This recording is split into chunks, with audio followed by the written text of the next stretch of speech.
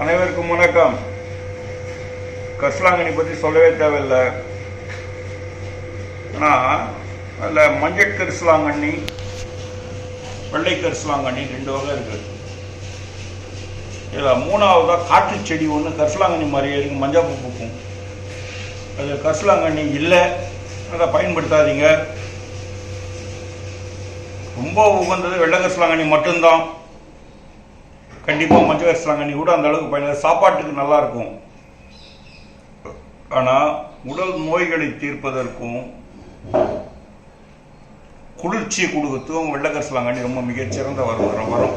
கரிசலாங்கண்ணி கூட பச்சை பயிர், பாசிப்பயிர்னு சொல்லுவோம். அது சேர்த்து சமையல் பண்ணி சாப்பிடும்போது உடலுக்கு தேவையான நல்ல எனர்ஜி கிடைக்கும். சில பேருக்கு பார்த்தீங்கன்னா வெப்பவாதம்னு சொல்லுவோம். பாடியில் ஹீட்டு ஜாஸ்தியாகி போய் மண்டை குடைச்சல், பிம்பிள்ஸ் கிளம்புறது, தலைங்கள் எல்லாம் குட்டியாக பொருள் கிளம்புறது, இந்த பின்பக்கம் புண்ணு கிளம்புறது, கட்டியாக இருக்கும். அதெல்லாம் உருவாகும். ஏன்னா ஹீட்டு ஜாஸ்தி, ஹெவி டென்ஷன், ஹைப்பர் டென்ஷன் வாங்கலாம். அந்த டென்ஷன் இருக்கவங்களுக்கு இந்த பிரச்சனை வரும். அந்த மாதிரி ஆட்கள் இந்த கரிசலாங்கண்ணியை பயன்படுத்தலாம். ஓவராக டிவி பார்க்குறோம், கம்ப்யூட்டரில் நீண்ட நேரம் லைஃப்பை ஸ்பெண்ட் பண்ண வேண்டியது சமயத்தில் இதெல்லாம் இருக்கு இல்லையா? இவங்களுக்கு வழி தெரியாததுனால கண்ணாடி போடுறாங்க. இந்த தவிர்க்கப்பட வேண்டியது என்னுடைய அபிப்பிராயம். அப்போ தவிர்க்கிறதுக்கு வழி என்ன? எங்களுக்கு குழப்பாய் போச்சு. ரைட், ஒன்றும் இல்லை. இந்த பாருங்க, இதுதான் கரிசலாங்கண்ணி. கட் பண்ணி நாங்கள் வேற ஒரு மருந்துக்காக ரெடி பண்ணியிருக்கோம், உடமுறைக்காக. இதில் கொஞ்சம் இதுலேருந்து எடுத்தது கரிசலாங்கண்ணி எடுத்திருக்கோம். இந்த கரிசலாங்கண்ணியை ரொம்ப குளிர்ச்சியுடைய பொருள். வெறும் பச்சையாக கீரையை மட்டும் ஆஞ்சி எடுத்துங்க, காம்பு போட வேண்டாம். நல்லா மைய அரைச்சிட்டு அந்த கீரையை பார்த்தீங்கன்னா பாருங்க, சாதாரணமாக இருக்கு. பிழிஞ்சோம்னா சாறு வரும். இந்த சாறு கருப்பாக இருக்கும். கண்ணில் பட்டாலும் ஒன்றும் ஆகாது, பயப்பட தேவையில்லை. சரி, நாங்கள் எப்படி நம்புறது? இந்த பாருங்க,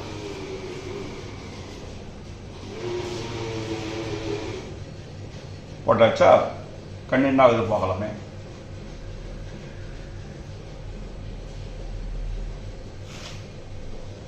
கொண்டாக தைரியவான் அப்ளை பண்ணலாம். இந்த சாரை கூட சேர்த்தா திருப்பி பழைய நிலை வந்துடும். நான் இந்த மாதிரி கண்ணில் போட சொல்லி கூட சொல்லலை, ஒன்றும் ஆகாதுன்றதை காமிக்காக நான் காமிச்சேன். கண்கள் பட்சணம் இருக்கு. இந்த சக்கையை எடுத்து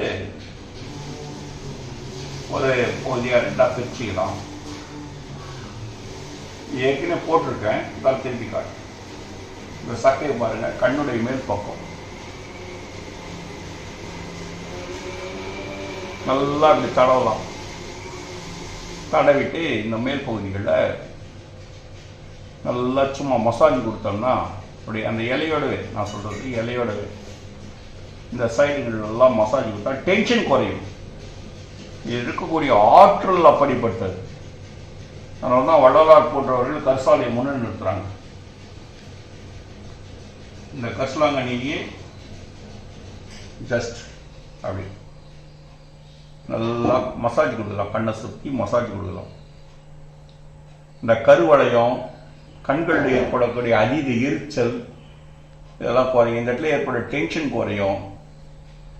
நெத்தியில் தடவலாம், முகத்தில் சைடில் தடவலாம்.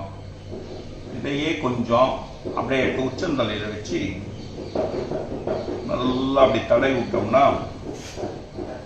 அந்த உச்சி குளிர்ச்சி ஏற்படும். மண்டை குளிர்ச்சின்னு சொல்ல இல்லையா? அந்த மண்டை குளிர்ச்சி ஏற்படும்.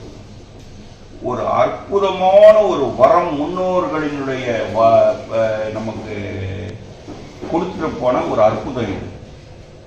நல்லா தடுக்கும், ஒன்றும் பண்ணாது. இதுதான் பண்ண முடியுமாண்ணா? இதை பாருங்க, குழந்தைக்கு போட்டு நல்லாவும் சாப்பிடலாம்.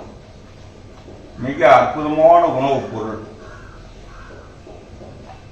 இந்த கண்களை நல்லா மசாஜ் கொடுக்கலாம்.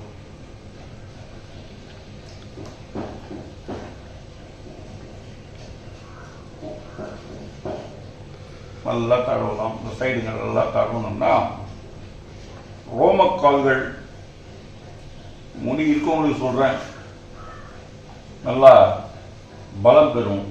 இந்த குரோமோசோம்ஸ் அப்படின்னு சொல்லக்கூடியது நல்லா டெவலப் ஆகும். கண்கள் நல்லா ஒளி பெறும். கண்களுக்கு குளிர்ச்சி உண்டாகும்.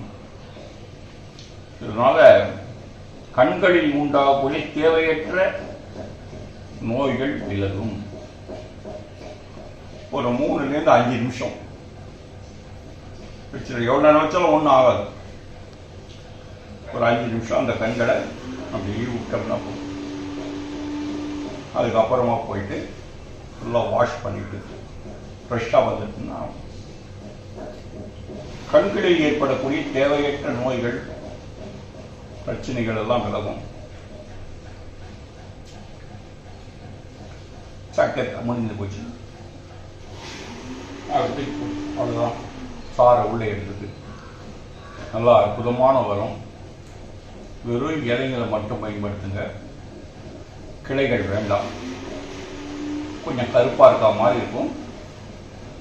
ஒரு 5 நிமிஷம் கழிச்சு சுடு தண்ணி வச்சு நல்லா வாஷ் பண்ணிட்டோம்னு சொன்னால் மூஞ்சி பிரைட் ஆகிடும். நான் போய் வாஷ் பண்ணிட்டு வரேன். அப்புறம் பாருங்க, அந்த சாறு பிழிஞ்சி சாறு மட்டும் இந்த மாதிரி மண் மடக்கலை எடுத்து ஃபுல்லாக சென்டரில் நல்லா தடவிட்டு அந்த விளக்கு மூலமாக அந்த தீ பிடிக்கும் போது அதை வெளியே வெளிச்சம் பட்டு பட்டு பட்டு பட்டு கருப்பாக மாறிடும். அது கூட எடுத்து கொஞ்சம் நெய் ட்ராப் போட்டோன்னா நல்லா மை வந்துடும். அந்த மையை பயன்படுத்த ரொம்ப விசேஷமானது. அதில் வேண்டிய பலன்கள்லாம் சொல்லி அடங்காதது. கண்களில் இன்னைக்கு மை வைக்கிற பழக்கம் ஐப்ரோலாம் போட்டுக்கிறோம். அது பெரும் பலன் கொடுக்கும்னு சொல்ல முடியாது. இந்த ரப்பை ஓரங்கள் பார்த்துருக்கீங்க. இது ரப்பைன்னு பேர் இருக்குது. இந்த ரப்பை இது வந்து புருவம். இந்த புருவம் வேற, ரப்பை வேற. அந்த ரப்பையில் வந்து சில பேர் அரிப்பு உருவாகும். அரிப்பு உருவாக்கும் போது அது வந்து ஒரு மாதிரியான பூச்சி அங்கே படரும். அதன் காரணமாக அந்த ரப்பையெல்லாம் கொட்டி போயிடும். சமயத்தில் தவிர்க்க முடியாத பட்சத்தில்